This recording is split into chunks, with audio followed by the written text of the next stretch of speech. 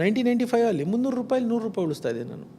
ನಗು ಬರುತ್ತೆ, ಏನು 100 ರೂಪಾಯಿ ಉಳಿಸಿ ಏನಾಗುತ್ತೆ ಅಂದಿದ್ದಿದ್ರೆ ಹೌದು ಅದೇ ದೊಡ್ಡ ಇದು ಆಗುತ್ತೆ, ಪ್ರತಿಯೊಂದು ಆಗುತ್ತೆ. ಅವತ್ತು 1.25 ಲಕ್ಷಕ್ಕೆ 2000 ಇಸ್ವಿಲಿ 1.25 ಲಕ್ಷಕ್ಕೆ ಸೈಟ್ ಸಿಕ್ಕದು ಬೆಂಗಳೂರಲ್ಲಿ. ನೀವು ಉಳಿಸ್ತಾ ಹೋಗಿದ್ದಿದ್ರೆ ಏನಾನ ಮುಂದೆ ಕಾಣುತ್ತೆ. ಇವತ್ತು ಹೇಳ್ತೀವಿ 11,800 ಆಗಿದೆ, ಯಾರು ತಗೋತಾರೆ ಕಾಸ್ಟ್ಲಿ ಅಂತ.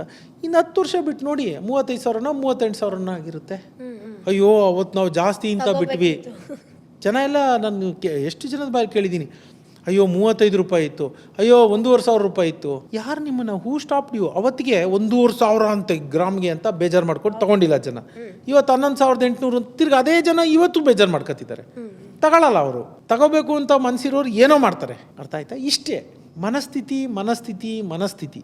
ನೀವು ಮನಸ್ಥಿತಿ ಬದಲಾಯಿಸ್ಕೊಂಡಿಲ್ಲ ಅಂದರೆ ನಿಮ್ಮ ಪರಿಸ್ಥಿತಿ, ನಿಮ್ಮ ಹಣೆ ಪಟ್ಟಿ ಹಚ್ಚಿರೋದು ಏನೋ ಬಡವನೋ ಶ್ರೀಮಂತನೋ ಮಧ್ಯಮ ವರ್ಗನೋ ಏನು ಹೇಳ್ತಾರೆ ಕೆಳ ಮಧ್ಯಮ ವರ್ಗನೋ ಏನೋ ಹಣೆಪಟ್ಟಿ, ಆ ಹಣೆಪಟ್ಟಿ ನೀವೇ ಕಿತ್ತಾಕಿ ಹೊಸ ಹಣೆಪಟ್ಟಿ ಹಾಕೋಬೇಕು. ಯಾರೂ ಸಹಾಯಕ್ಕೆ ಬರಲ್ಲ. Boss Vala, B the boss.